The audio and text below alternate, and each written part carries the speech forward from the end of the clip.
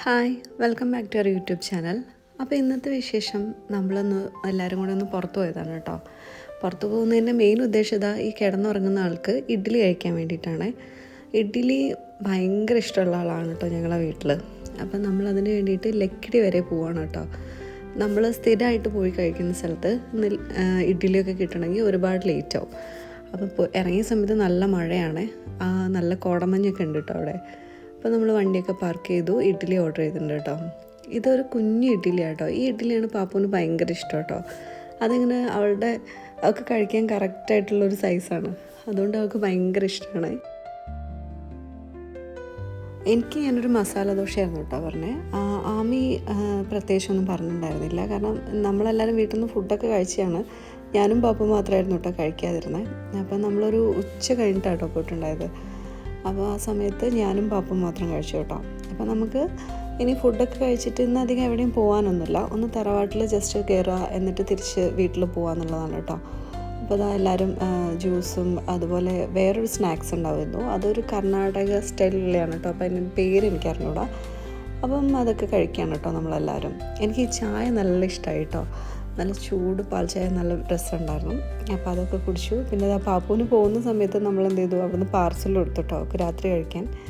പിന്നെ ഇത് നിങ്ങൾക്ക് എല്ലാവർക്കും അറിയുന്നതായിരിക്കും, കരിന്തണ്ടൻ എന്ന് പറഞ്ഞിട്ട് നമ്മളുടെ ചുരത്തിൻ്റെ ഐതിഹ്യങ്ങളൊക്കെ ഉള്ള കുറച്ച് സ്റ്റോറിയൊക്കെ ഉള്ള കേട്ടോ. അപ്പോൾ ഏത് ടൂറിസ്റ്റും ആൾക്കാരൊക്കെ പണ്ട് വയനാട് ഒക്കെ വരുന്ന സമയത്ത് ഇവിടെ നിർത്തി ഫോട്ടോസൊക്കെ എടുക്കും, അങ്ങനെ കുറേ കാര്യങ്ങളൊക്കെ ഉണ്ട് കേട്ടോ. അപ്പോൾ നമ്മൾ വെറുതെ ആമിക്കും പാപ്പനൊക്കെ കാണിച്ചു കൊടുത്തു. അപ്പോൾ അതിനുശേഷം നമ്മൾ നേരെ വീട്ടിലേക്ക് പോകട്ടോ. വീട്ടിലല്ല, ഫസ്റ്റ് നമ്മൾ തറവാട്ടിലേക്കാണ് പോകുന്നത്. അവിടെ കുറച്ച് നേരം അവരെ കൂടെയൊക്കെ ഇരുന്നിട്ട് നമ്മൾ നേരെ വീട്ടിൽ പോയി. എല്ലാ സൺഡേയിലും ഞങ്ങൾക്ക് എന്തെങ്കിലുമൊക്കെ പണികളുണ്ടാവും കേട്ടോ. അപ്പം ഇന്ന് ഞങ്ങൾക്ക് മഴയൊക്കെ ആയിട്ട് കുറച്ച് ദിവസമായിട്ട് നമ്മൾ മുറ്റത്തിറങ്ങിയിട്ട് അധികം വലിയ പണികളൊന്നും ചെയ്തിട്ടുണ്ടായിരുന്നില്ല. അപ്പോൾ ഇന്ന് നാസിയും കൂടെ ലീവ് ഉള്ളപ്പം നമ്മളെല്ലാവരും കൂടെ ജസ്റ്റ് മുറ്റമൊക്കെ ഒന്ന് ക്ലീൻ ചെയ്യാൻ വേണ്ടി പോവാണ് കേട്ടോ. അപ്പോൾ അതവിടെ നന്നായിട്ട് പുല്ലൊക്കെ വളർന്നിട്ടുണ്ട്.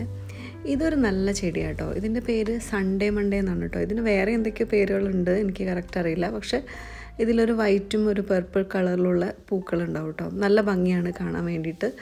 ഇതാദ്യം നമ്മൾ ചട്ടിയിലായിരുന്നു വെച്ചത്, ഇപ്പം നിലത്ത് ഇട്ടപ്പോൾ നന്നായിട്ടുണ്ടായിട്ടുണ്ട് കേട്ടോ. ഇത് പിന്നെ ഒരു പാലപ്പൂവാണ്. ഇതിലും ഒരു വൈറ്റ് പൂവാണുള്ളത്. പിന്നെ നമ്മൾ റംബൂട്ടാൻ ഇതിലും കായ്ച്ചു തുടങ്ങിയിട്ടുണ്ട്.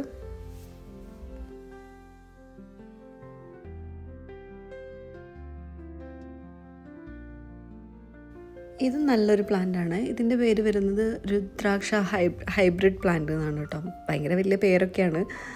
ഇതിൽ നല്ല ഭംഗിയുള്ള പൂക്കളൊക്കെ ഉണ്ടാവും കേട്ടോ. ഇത് കണ്ടോ, ഇതിലിങ്ങനെ നല്ല ഇത് ശരിക്കും നിലത്ത് നട്ട് കഴിഞ്ഞാൽ നമ്മൾ നന്നായിട്ട് പൊക്കം വെക്കുന്നതാണ്. ഇത് നല്ലൊരു പ്ലാന്റാണ്. ഡിസംബർ ലേഡി എന്നാണ് കേട്ടോ പേര്. ഇത് ഒരു ഡിസംബർ ടൈമിന് എന്താ പറയുക, അതിൻ്റെ ലീഫ് ഇത് നന്നായിട്ടൊരു വൈറ്റ് കളറിലാവും കേട്ടോ. കാണാൻ നല്ല രസമായിരിക്കും.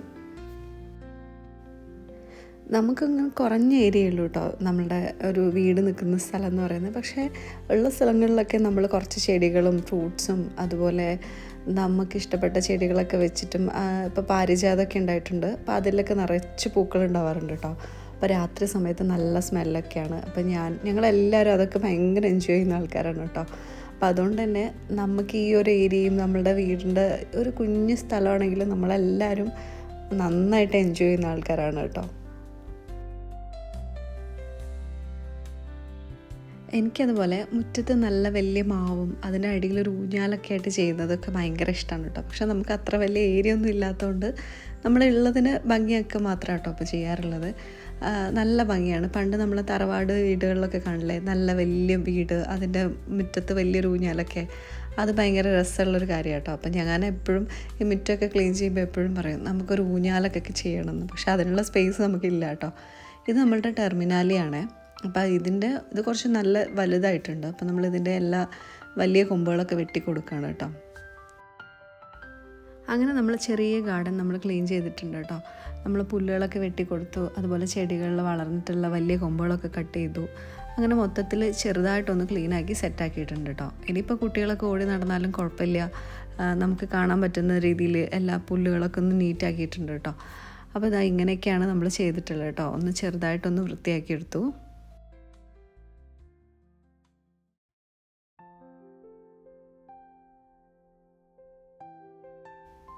അപ്പോൾ ഇതൊക്കെയായിരുന്നു കുറച്ച് ദിവസത്തെ വിശേഷങ്ങൾ കേട്ടോ. അപ്പോൾ നിങ്ങൾക്ക് ഈ വീഡിയോ ഇഷ്ടപ്പെട്ടിട്ടുണ്ടെങ്കിൽ നിങ്ങൾ ലൈക്ക് ചെയ്യുക, ഷെയർ ചെയ്യുക, സബ്സ്ക്രൈബ് ചെയ്യുക. അപ്പോൾ ഇതേപോലത്തെ നല്ല പുതിയ വീഡിയോസായിട്ട് വീണ്ടും കാണാം. Thank you for watching.